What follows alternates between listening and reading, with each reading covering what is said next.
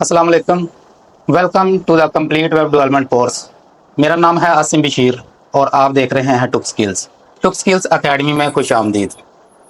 दोस्तों, हमने CSS की लैंग्वेज स्टार्ट की हुई है और आज हमारा अ, तीसरा लेक्चर है CSS का।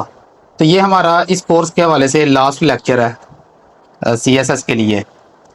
तो हमने अभी तक तीन तरीकों से CSS दो तरीकों से यूज़ की है। तो तीसरा तरीका मैं आज आपको सिखाने जा रहा हूँ। पहला तरीका CSS को यूज़ करने का ये था कि हमने पिछली वीडियो में, आप देख सकते हैं पिछली वीडियो, उसमें मैंने आपको सिखाया था कि आप इन टैग CSS यूज़ कर सकते हैं। कोई भी हमारे पास, जैसे ये बटन बने हुए हैं, ए का टैग है, इस टैग के अंदर हम स्टाइल लगा के, ऐसे स्टाइल लिख के, तो इसके अंदर हम CSS यूज़ कर सकते हैं। तो दूसरा तरीका हमारे पास ये था कि हम ऑन पेज CSS यूज़ कर सकते हैं। ऑन पेज ये है, ये नीचे जाके हमने स्टाइल का टैग लगाया और इस टैग के अंदर हमने जो है तकरीबन तीन किस्म के तीन किस्म के तरीक़ों से एक टैग के अंदर, यानी है ये ऑन पेज है, लेकिन ऑन पेज के अंदर हमने तीन तरीक़ों से CSS यूज़ की है। एक तो डायरेक्ट टैग को हमने टारगेट किया है, दूसरा हमने ये आईडी के ज़रिए टारगेट किया है, और तीसरा हमने क्लास के ज़रिए टारगेट किया है किसी भी टैग को, उसको स्टाइल देने के लिए। तो आज मैं आपको ये बताने जा रहा हूँ। देखिए, ये जो लैंग्वेजेस होती हैं ना, इनको अलग अलग फाइल्स के अंदर रखा जाता है, ताकि जब कोड ज़्यादा होता है ना, ये जब CSS हम लिखेंगे पूरी वेबसाइट के लिए, तो एक ही फाइल के अंदर तकरीबन सारी CSS होगी। पूरी वेबसाइट के लिए जितने भी पेजेस होंगे हमारे, अगर 100 पेज है तो 100 पेज की CSS ज़्यादातर एक ही लिंक के अंदर, एक ही फाइल के अंदर होती है। तो अगर हम ये होम पेज की फाइल के अंदर सारी CSS भी लिख देंगे, HTML भी लिख देंगे, जावास्क्रिप्ट, PHP, सारा कुछ एक ही के अंदर लिख देंगे, तो बहुत गंदा बच जाएगा, सफाई नहीं होती, तो समझ में नहीं बाद में लगती।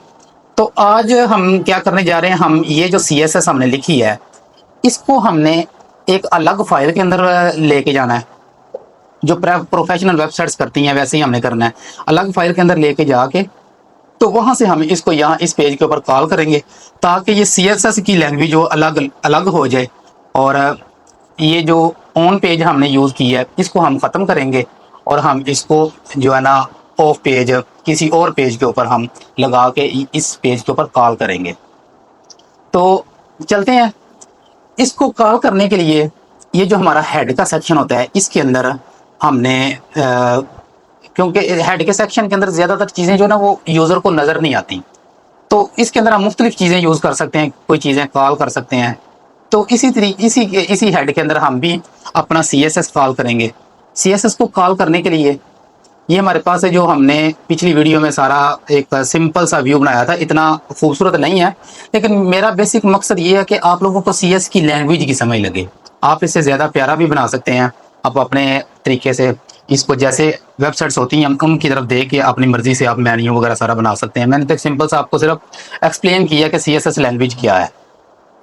तो ये जो भी डिज़ाइन जितना भी हमने यूज़ किया हुआ है, तो इसको हम एक अलग फाइल के अंदर पहले स्टोर करेंगे। उसके लिए पहले यहाँ तो ये हेड के अंदर की किसी भी जगह, हेड के यहाँ ऊपर, यहाँ भी आप कर सकते हैं, यहाँ नीचे कर सकते हैं। एक टैग है, हमने स्टाइल शीट के लिए स्पेशल टैग होता है, उसको हम यूज़ करेंगे। लिंक, लेस देन का साइन, लिंक, ये वाला लिंक का हमने यूज़ करना है।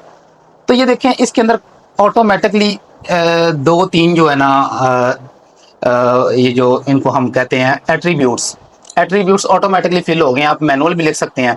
लिंक का जब हम टैग लगाएंगे, लिंक का मतलब है कि आप कोई चीज़ लिंक कर रहे हैं, कॉल कर रहे हैं या इंक्लूड कर रहे हैं किसी और जगह से, यहाँ हम वो डाटा लेके आ रहे हैं। तो इसके अंदर दो इंपॉर्टेंट चीज़ें हैं। एक तो ये रिलेशन का आपने एट्रीब्यूट यूज़ करना है। रिलेशन इसका क्या है, यानी कि ये किस लिए लिंक आप यूज़ कर रहे हैं, इसका मतलब ये है कि हम स्टाइल शीट के लिए यूज़ कर रहे हैं, CSS के लिए यूज़ कर रहे हैं। और दूसरा इसकी टाइप है टेक्स्ट CSS। आप ये यूज़ भी कर लें, ना भी करें, तो ये वर्क करेगा।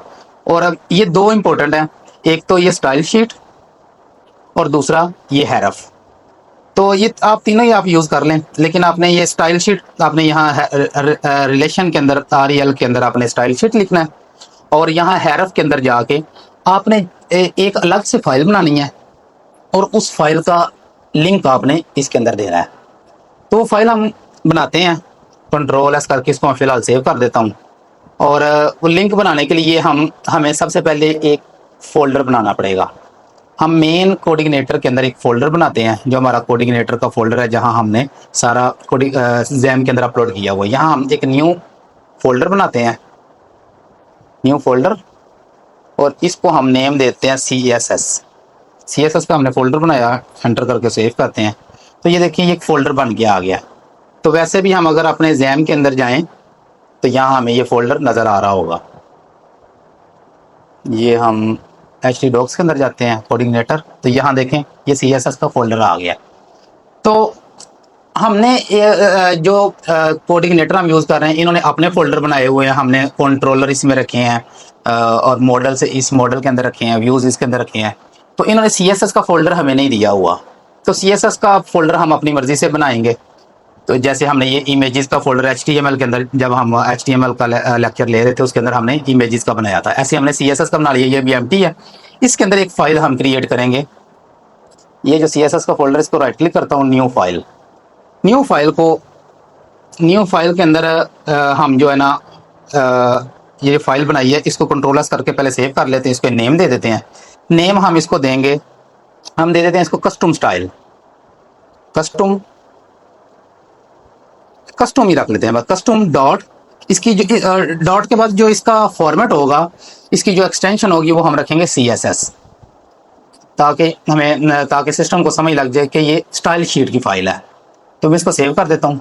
ये भी CSS की हमारे पास एक फ़ाइल बन चुकी है। तो ये CSS की फ़ाइल हमने बना ली है।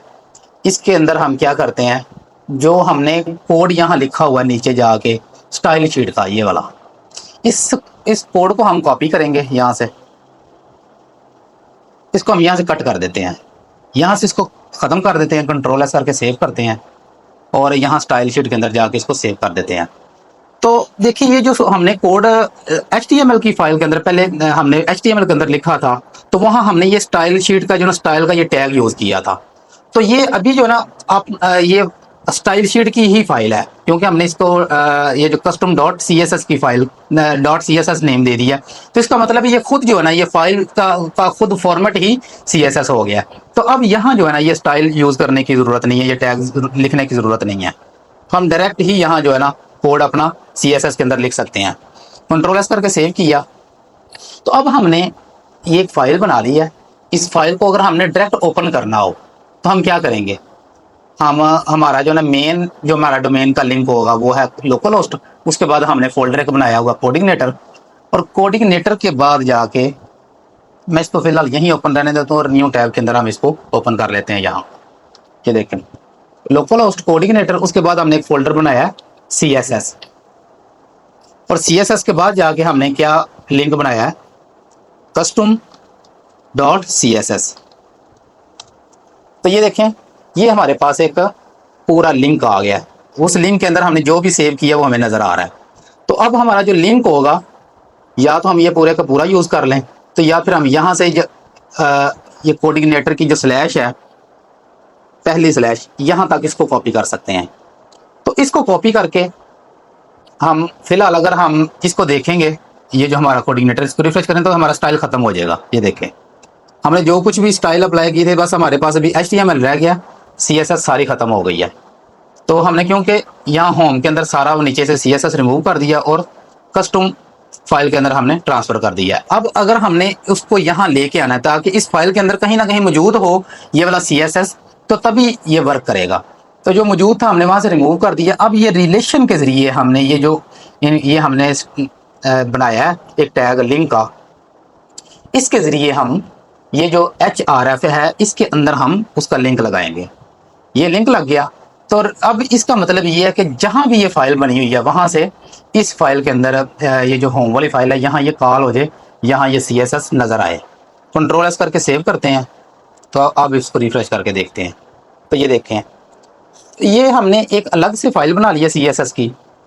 तो हमने उसको लिंक कर दिया है, हमने कॉल कर लिया है किसी और फोल्डर से, इस फोल्डर के अंदर कॉल कर लिया है, और हमने कहा है कि वहाँ जो भी लिखा हुआ है इसके अंदर शो हो। तो अब वो यहाँ शो हो रहा है, तो इसलिए हमारे पूरी क्लासेस के ऊपर, आईडीज़ के ऊपर, टैग्स के ऊपर तो CSS अप्लाई हो गया है। तो इस तरीके से जो जितनी भी बड़ी कंपनीज़ हैं वो अलग से एक फ़ाइल बनाते हैं। तो अलग से फ़ाइल बनाने के बाद उसके अंदर CSS लिखते हैं, और ये जो मेन फ़ाइल होती है उसके अंदर HTML लिखते हैं। तो उसके बाद जो है ना एक अच्छा सा व्यू नज़र आता है, ताकि ज़्यादा गंद नहीं नज़र आता साइड फाइल के अंदर। ये पहले यहाँ इसी फाइल के अंदर CSS था, इसी फाइल के अंदर HTML थी, तो काफ़ी चीज़ें जो है ना एक्स्ट्रा नज़र आ रही थी। तो ऐसे हम जो है ना इस तरीके से हम यूज़ कर सकते हैं, ये जो रिलेशन है, लिंक को फाइल को इंक्लूड कर सकते हैं। तो ये हमारी लास्ट क्लास थी CSS के हवाले से।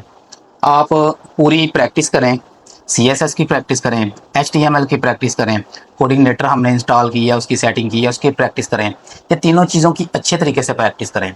अगर आप प्रैक्टिस करेंगे तो आप लोगों को ये जो ना अच्छी वेबसाइट बनानी आएगी। अगर आप प्रैक्टिस नहीं करेंगे तो आप लोग अच्छी जो है वेबसाइट नहीं बना सकते। आपको चीज़ें भूल जाएंगी। ज़्यादा काम इसके अंदर प्रैक्टिस करने वाला होता है। तो नेक्स्ट हम PHP की लैंग्वेज स्टार्ट करने जा रहे हैं। हमने जो जितना अभी तक पढ़ा है वो हमारा दो लैंग्वेजेस हमारी कंप्लीट हो चुकी हैं। हमने बहुत प्रोफेशनल तरीके की लैंग्वेज यूज़ नहीं की, हमने सिंपल सी चीज़ें हमने पढ़ी हैं ताकि हमें समझ लग सके। तो आप भी इसकी प्रैक्टिस करें। नेक्स्ट हम PHP स्टार्ट करेंगे। तो जब तक PHP का लेक्चर अपलोड होता है तब तक आप जो है ना ये दोनों लैंग्वेजेस की अच्छे तरीके से प्रैक्टिस करें। तो अभी तक अगर आपने हमारा चैनल टुक स्किल्स सब्सक्राइब नहीं किया तो इसको सब्सक्राइब कर दें, और बेल के आइकन को प्रेस कर लें। उससे ये होगा कि हमारी जितनी भी वीडियोज़ हैं आप तक आसानी से पहुंचती रहेंगी, आपको नोटिफिकेशन मिलता रहेगा। तो मिलते हैं नेक्स्ट PHP के लेक्चर में, तब तक के लिए अल्लाह हाफिज़।